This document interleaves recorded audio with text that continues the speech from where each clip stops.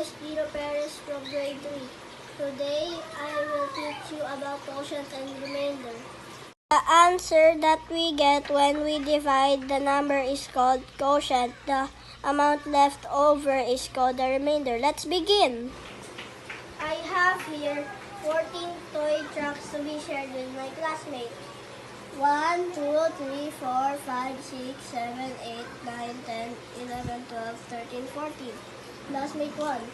1, 2, 3, 4.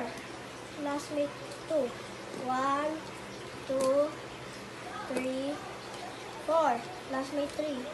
1, 2, 3, 4. 2 is left over. 14 divided by 3 is 4 remainder 2. This can be written as 14 divided by 3 equals 4 remainder 2. R stands for remainder. 4 is the quotient, 2 is the remainder.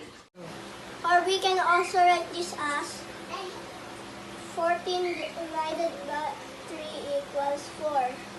4 times 3 equals 12. 12 minus 14 equals 2. The quotient is 4 remainder 2. That's all for today.